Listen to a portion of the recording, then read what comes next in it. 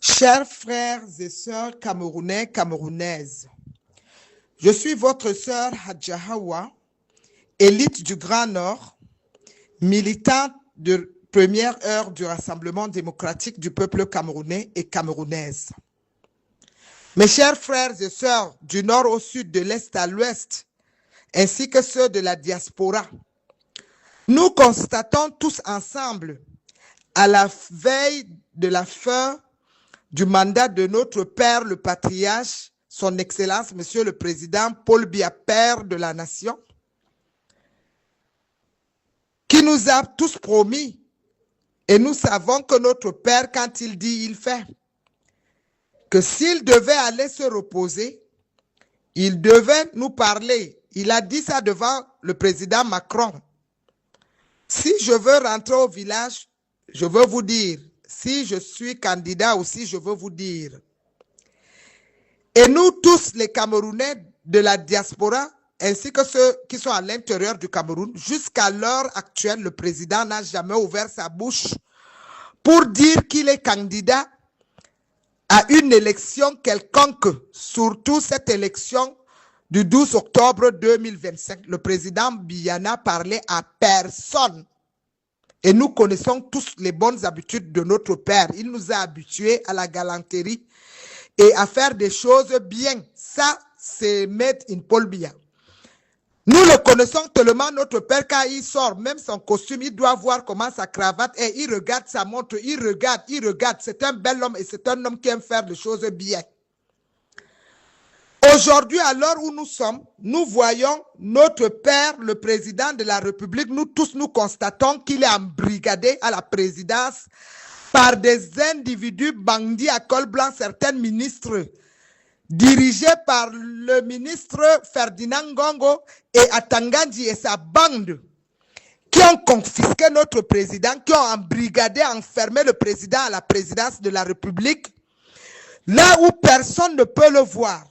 Ni sa famille, ni ses frères et ses soeurs, ni ses nièces et ses neveux, ni même les hommes en tenue, alors que le président est chef de l'armée, ni même ses vieux amis, Mbargangele, Kavayege Djibril, le président du Conseil constitutionnel, ni Kechang, ni le ministre Amadou Moustapha de Marouane, ni René Emmanuel Sadi, ni Kouete, ni Nyat Djifanji, ni Laurent Esso, ni même les Issa Balarabe. Personne ne voit le président Biya. Parce qu'un individu et sa bande de Ferdinand Ngongo ont décidé de l'enfermer. Et au vu et au su de tout le peuple camerounais et de l'armée camerounaise, dont il est le chef de l'armée. Mes chers frères et sœurs de la diaspora, vous tous, vous avez vu, au nom du chef de l'État, Ngongo Sintang, ça, au nom du chef de l'État, Ngongo Sinsa, le gars a tellement pris l'appétit qu'aujourd'hui, il ne s'arrête plus. Vous avez même vu que même l'histoire de cette histoire d'élection, Ngongo seul décide d'appeler tous les citoyens camerounais. Il appelle, il invite nos ministres au palais, il défile, il appelle les parlementaires, les députés et les sénateurs. Il les attaque tellement il n'a même pas de finesse. Beaucoup ont refusé de venir. Les vieux amis du président, son Excellence, Monsieur le Président Paul Biya. Vous avez vu que le ministre Laurent Esso a refusé d'aller. Yeba ici n'est pas allé. L'autre, comment on appelle, comment est-ce qu'il s'appelle même, Alamine a refusé d'aller. Et même le patriarche qui ont été là-bas, tellement qu'il n'a pas de finesse. Il agresse ouvertement le ministre René Sadi, notre aîné, à tous, qui est son aîné à lui. En diplomatie, c'est un diplomate hors échelle. C'est même ministre, la présidence René Sadi là, et Laurent Esso ont fait combien d'années les ministres Amadou Moustapha? Depuis avant même que toi, tu ne sois même, je ne sais pas, on t'a amené même d'où, je ne sais même pas. Tous ces gens-là ont travaillé aux côtés du président Biya. Depuis le temps d'Aïdjo, plus de 50 ans, ils ont cheminé avec le président Biya. Et le président Biya ne les a jamais manqué du respect. Nous tous les Camerounais, nous avons constaté, quand le président Biya, lui, il fait la réunion avec ses ministres. Vous voyez, il vient avec une finesse, il parle là, les gars, ils sont contents, ils sortent, chacun rit. Mais toi, il suffit qu'on te donne un seul temps. Tu reçois les ministres, tu les nargues. Dès qu'ils arrivent, tu les agresses, tu commences à les insulter. Voilà qui est Ferdinand Ngongo, qui insulte nos ministres, alors qu'il n'est pas président de la République. Nous avons tous vu de quelle manière il a appelé le patriarche Kouété dans son bureau. Et il a mis un caméraman qui était en train de filmer le patriarche sans que Jean Kouété ne sache qu'il était filmé. En sortant, il lui a donné les instructions. Le gars aussi, il dit oui. Dès que Kouété passe, avant qu'il ne ferme son bureau, vous tous, vous avez vu la vidéo, il a d'abord regardé son caméraman.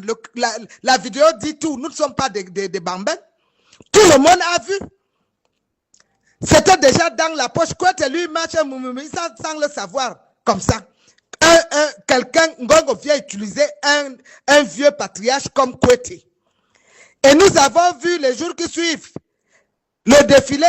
Nous voyons seulement la lettre on dit que le président est candidat. Mes chers frères et sœurs, est-ce que Ngongo a bu nos cerveaux?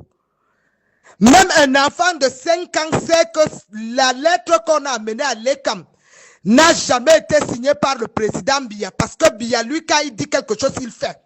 Biya, si c'est lui qui est candidat, le président Biya, le père de la nation, allait d'abord parler à la nation avant d'aller amener sa lettre là à l'ECAM. Nous avons compris tout de suite que c'est le jeu trouble de Ferdinand Ngongo et sa bande qui veulent prendre les Camerounais comme des zézémoutes. Et je veux donc attirer l'attention de tout le peuple camerounais du nord au sud, de l'est à l'ouest et ceux de la diaspora que cette candidature est nothing, nul effet. Cette candidature, ce n'est pas le père de la nation, ce n'est pas le président Biya qui a signé ça. Nous savons que notre père est fatigué parce qu'ils ont décidé de le fatiguer.